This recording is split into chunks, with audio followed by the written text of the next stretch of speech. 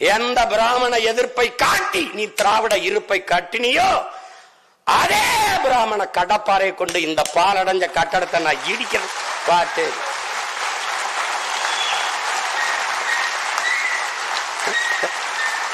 எப்படி வரலாற்றிலேயே திராவிடர்கள் முதலாக ஒரு எதிரியை இப்போதான் சந்திக்கிறாங்க. வரலாற்றிலேயே பிராமண கடப்பாறையை கொண்டு திராவிட கோட்டையை தகர்ப்பேன் அப்படின்னு பேசியிருக்காரு. என்ன பிராமண கடப்பாறையை பார்த்தாரு அவரு? ஒருவேளை அண்ணன் கேடி ராகவனுடைய வீடியோவை பார்த்துட்டு இந்த கடப்பாறை தான் சரியா இருக்கும் அப்படின்னு அவர் நினைச்சாரா என்னங்கிறது நமக்கு தெரியல. துருப்பிடிச்ச அந்த கடப்பாறையை எப்படி கேடி ராகவன் பூஜை ரூம்களை வச்சு பூஜை போட்டு இதை ஆயில் சர்வீஸ் போட்டு இது எப்படி சரி பண்ணாரு அப்படிங்கிறத எல்லாம் பார்த்துருப்பீங்க. இல்ல காஞ்சிபுரம் கோவில் கருவறைக்குள்ள அந்த கருவறை நுழைவு போராட்டத்தை செய்த தோழர் தேவநாதன் அவர்களுடைய அந்த வீடியோவில் உள்ள கடப்பாறையை பார்த்துட்டு பிராமண கடப்பாறை தான் சரியா இருக்கும் அப்படின்னு நினைச்சாரா அப்படிங்கிறது நமக்கு தெரியல. பிராமண கடப்பாறையை கொண்டு வந்தா திராவிட கோட்டையை உடைப்பேன் அப்படின்னாக்கா அப்போ உங்ககிட்ட உள்ள கடப்பாறை மொன்ன கடப்பாறை, அது துருப்பிடிச்ச கடப்பாறை. பிராமண கடப்பாறை கருவறைக்குள்ள கசமுசா பண்ணியிருக்கு, பூஜனுக்குள்ள புஜிக் புஜிக் பண்ணியிருக்கு. பூஜை போன கோவிலுக்கு அர்ச்சனை செய்ய போன பெண்களை அவங்களுக்கு தீர்த்தத்துல மயக்க மருந்து கொடுத்து இந்த இங்க சென்னையில ஒரு பாப்பான் புகழ்பெற்ற ஒரு கோவில் ஒன்று இருக்கு பாரிஸ்ல. அங்க அந்த பெண்ணை அவங்க ஒரு டிவியில தொகுப்பாளின்னு நினைக்கிறேன் விஜயவா இருக்காங்க. அந்த பெண்ணை அந்த பிராமண கடப்பாறை என்ன பண்ணுச்சு, பலமுறை இதே மாதிரி தீர்த்தத்துல மயக்க மருந்து கொடுத்து அந்த கடப்பாறை என்ன பண்ணுச்சு. அப்ப இந்த பிராமண கடப்பாறை காலங்காலமா இதுதானே செஞ்சுக்கிட்டு இருக்கு. வேற ஏதாவது பிராமண கடப்பாறை செஞ்சிருந்ததுனாக்கா நம்ம அதை பத்தி பேசலாம். அப்ப அந்த பிராமண கடப்பாறை என்ன செஞ்சிருக்கோ அதை பத்தி நம்ம பேச முடியும். அப்ப அந்த கடப்பாறை என்ன செஞ்சிருன்னு பேச போனாக்கா நீங்க ஏன் இப்படி ஆபாசமாக பேசுறீங்கன்னு கேட்குறீங்க. நம்ம இந்த வேதம் இதிகாசம் புராண குப்பைகள்ல என்ன இருந்து பேசணும்னாக்கா ஏன் ஆபாசமா பேசுறீங்க? அப்ப வேதம் புராண இதிகாசம் ஆபாசமா தான்ப்பா இருக்கு, அதை நான் எடுத்து சொல்றேன்னு பெரியார் சொன்னார். இந்த சீமானை பத்தி யாருக்கும் தெரியாத ஒரு ரகசியத்தை சொல்லலாம்னு இருக்கேன். ஏன்னா இந்த தலைப்பு பார்த்தீங்கன்னா பாலியல் குற்றவாளி சீமான் இருக்குல்ல, அதுக்கு தகுந்த ஒரு கதை. பொதுவெளியே சிலருக்கு மட்டும் மனோஜுக்கு தெரிஞ்சிருக்கலாம், இங்கே உள்ள தோழர்களுக்கு சில பேருக்கு மட்டும் அந்த சம்பவம் தெரிஞ்சிருக்கலாம். பொதுவெளியில் பெருசாக அது பேசப்படலாம். இதை என்னத்த பேசுறது, கையை பிடிச்சி இழுத்தது, சாட் பண்ணி செக்ஸ் சாட் பண்ணதெல்லாம் எல்லாம் பொதுவெளியில் பேசிட்டு இருக்க முடியுமா? ஆனால் இருந்தாலும் உங்களுக்கு ஒரு கதையை சொல்ல, சமீபத்தில் நடந்த விஷயம். நாம் தமிழர் கட்சியில் உள்ள ஒரு பொறுப்பாளர், அவர் எனக்கு பழக்கம், பேர் வேண்டாம், அவர் தான் இந்த பஞ்சாயத்து அட்டன் பண்ணது, அவர் தான் அந்த தகவலை எனக்கு கொடுத்தது. சமீபத்தில் என்ன நடந்ததுனாக்கா, ஒரு நாள் சீமானுடைய வீடு வெளியில் பார்த்தீங்கன்னாக்கா சீமானுடைய அந்த அடித்தொண்டையிலேருந்து கத்துவாப்புல இல்லை, அந்த மாதிரி அடித்தொண்டையிலேருந்து சீமான் கத்துற சவுண்டு அந்த தெருமுழுக்க கேட்குது. ஏன்னா வேற யாரும் புந்து அடிச்சிட்டாங்களா, இல்லை பெரியார் அமைப்புகள் உள்ள புந்து தாக்குதல் பண்ணிட்டாங்களா, என்ன ஏதுன்னு ஒரே பதட்டமாக இருக்கு. இந்த பதட்டமான சூழலில் ஒரு ஃபோன் கால் போகுது, நைட்டு 2:30 மணி ஃபோன் கால். முக்கியமான 2 பொறுப்பாளர்களுக்கு மட்டும்தான் அந்த ஃபோன் கால் போகுது. ஃபோன் காலில் எடுத்து அந்த பக்கம் யார் பேசுகிறாங்கனாக்கா வீர தெலுங்கச்சி கயல்விழி அவர்கள் பேசுகிறார். நமஸ்காரம் அண்டி பாவனாரா அப்படின்னு கேட்டுட்டு உடனடியாக வீட்டுக்கு கிளம்புவாங்க அப்படின்னு ஒரு தகவல் மட்டும் ஃபோனில் கட் பண்ணிட்டாங்க. சரி ஏதோ பிரச்சனை போல் இருக்கு, என்னதுன்னு தெரியலன்னு சொல்லிட்டு அந்த 2 பொறுப்பாளர்களும் அந்த நேரத்தில் கிளம்பி வீட்டுக்கு போகிறாங்க.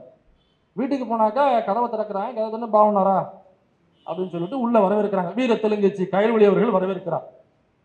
உள்ள வரவேற்று என்ன ஆச்சு, எதுக்கு இத்தனை மணிக்கு ஃபோன் பண்ணீங்க, எதுவும் பிரச்சனையா அப்படின்னு சொல்லி கேட்குறேன். இல்லை போலீஸ் நியூஸ் எதுவும் அரெஸ்ட் பண்ண வந்துருச்சா, எதுக்காக ஃபோன் பண்ணீங்கன்னாக்கா இல்லை நீங்கள் முதல்ல மேலே போங்க, அவருடைய ரூமுக்கு போங்க அப்படின்னு சொல்கிறாங்க. இவங்க 2 பேரும் சைலண்டாக மாடி மேலே ஏறி அவருடைய ரூமுக்கு போகிறாங்க. இல்லை அந்த அறைக்கு போகிறாங்க.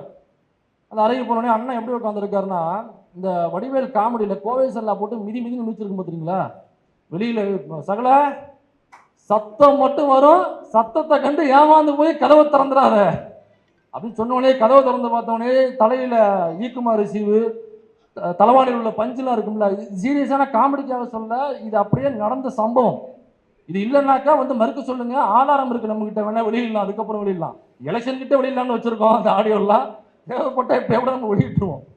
அதோட உட்காந்துருக்கு. அவளை கிட்டத்தட்ட ஒரு திரைப்படத்தில் வர ஒரு கதாநாயகி, அங்கே உள்ள வில்லனால் சீமானால் பாலியல் தொந்தரவுக்கு ஆளாக்கப்பட்ட ஒரு பெண் எப்படி மூலையில் உட்காந்துருப்பாங்களோ, திரைப்படத்தில் ஒரு கதாநாயகி உட்காந்துருப்பாங்களோ ஒரு ரேப் சீனுக்கு அப்புறம் ஹீரோ காப்பாற்ற போவார், போனோடனே அங்கே என்ன துணி கிடக்கோ அதை எடுத்து போட்டு விடுவாங்கல்ல, அந்த மாதிரி கிட்டத்தட்ட சட்டை இல்லாமல் மூளையில இப்படி உட்காந்துருக்காப்புல, தலையில ஈக்குமாறு சீவும் அந்த பஞ்சு எடுத்து இப்படியே உட்காந்துருக்காப்புல. போன உடனே இவர் யாரு, நம்ம மண்டியிடாத மானம் வீழ்ந்து விடாத வீரம், நல்லா நம்ம சங்கராச்சாரம் குத்த வச்சு இப்படி உட்காந்துருக்காப்புல.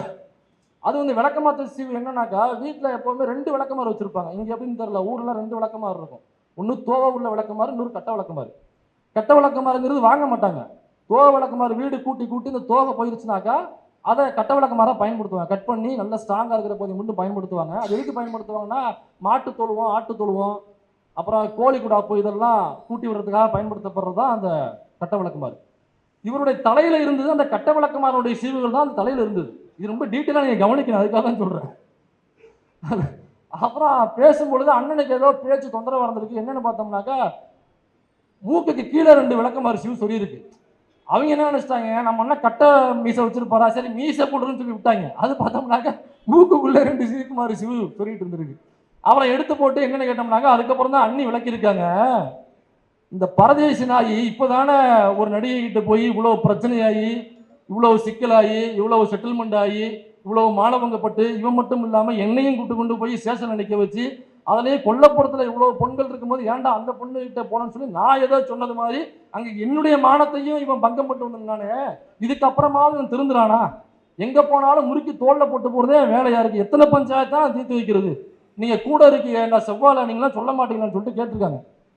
அப்புறம் இல்லையா, அண்ணன் மாட்டாம தானே அந்த வேலையை செய்வாப்புல, என்ன ஆச்சு ஏதாச்சுன்னு கேட்கும்போது தான் அண்ணனுடைய ஃபோன் எடுத்து அண்ணி காமிக்கிறாங்க. அந்த ஃபோனில் என்னக்கா சீமானுக்கு டைப் பண்ண தெரியாது. உண்மையிலே அவன் தற்கொலை டைப் பண்ண தெரியாது. அவனுடைய ஆடியோ ஏன் அதிகமாக வெளிவருதுன்னா, அவனுக்கு டைப் பண்ண தெரியாது, வாய்ஸ் மெசேஜ் தான் போடுவான். இப்போ ஏதோ போடுறாங்கன்னாக்கா படிச்சுட்டு அல்லது கேட்டுட்டு ஓகேன்னு பதில் அனுப்புவோம். ஓகேக்குலாம் நம்ம அமைக்கி ஓகே நான் சொல்லுவோம். கேவை போட்டு அனுப்பிச்சு அந்த கேயே டைப் பண்ண தெரியாத ஒரு தற்கொலைங்க அவன். அதையே என்ன பண்ணுவானாக்கா, அப்படி ஒரு மெசேஜ் வந்தாலுமே இந்த பாருங்க எடுத்து எமிச்சிட்டு, சரி தம்பி, ஏடா ஓகேன்னு டைப் பண்ணி போடுறது கூட உனக்கு தெரியாத ஒரு தற்கொலை முண்டோம். இவனுக்கு மொபைல் யூஸ் பண்ணதுக்காக ஆடியோ மெசேஜ் தான் போடுவான். இப்போ கட்சியில் உள்ள ஒரு பெண், அவங்களுடைய பெயர் வேண்டாம், எனக்கு குழப்பமாயிடும், அதனால பேர் வேண்டாம். அந்த கட்சியில் உள்ள பெண் கூட இவர் சேட் பண்ணியிருக்காரு. சேட் பண்ணி கிட்டத்தட்ட ஒரு 1.5 மணி வரைக்கும் சேட் பண்ணியிருக்காரு. ஆப்போசிட்டில் உள்ள பெண்ணு வேற வேலையாக இருந்திருப்பாங்க போல, ரிப்ளை பண்ணல. இதுக்குமே ரிப்ளை பண்ணலன்னோடனே எல்லாம் ஆடியோ மெசேஜ் தான், எதுக்கு ரிப்ளை பண்ணல. ரிப்ளை பண்ணலோன்னா இவன் என்ன பண்ணுறான், ரொம்ப சேஃப்டியாக வீட்லேயே தப்பிக்கிறாப்பிலையா. கிளியர் சாட்டு எவனா கற்றுக் கொடுத்துட்டான். அமைக்கு கிளியர் சாட்டு கொடுத்துட்டு பக்கத்தில் ஃபோன் வச்சுட்டு படுத்துட்டான். 1.5 மணி நல்லா புல் போதில் எல்லாம் பண்ணிட்டு 1.5 மணிக்கு காலை நீட்டி விட்டு படுத்துட்டான். அண்ணி வேற வேலையாக இருந்திருப்பாங்க போல் இருக்கு. அவங்க முடிச்சுட்டு ஒரு 1:45 2 மணிக்கு வீட்டுக்குள்ளே வந்திருக்காங்க. அவங்க வந்து அறைக்குள்ளே உள்ளே போனவனையே மொபைலில் டிங்னு ஒரு சத்தம். தலைவன் புல் போதையை போட்டு வழக்கமாக தூங்கிட்டான். அண்ணி ஃபோன் எடுத்து பார்க்குறாங்க. இவன் டெலிட் பண்ணது இவன் பக்கத்து தான். டெலிட் ஃபார் மீன் இருக்குல்ல, அதை மட்டும் கொடுத்துருக்கான். டெலிட் ஃபார் எவரி ஒன் கொடுக்கல. டெலிட் ஃபார் ஒன்னு கொடுத்தோன்னே இவனுக்கு மட்டும் தான் அந்த மெசேஜ் டெலிட் ஆகும். அவங்களுக்கு இருக்கும்ல, அவங்க அதை கோட் பண்ணி அவங்க ஒரு ஆடியோ மெசேஜ் எதுக்கு ஆப்போசிட்ல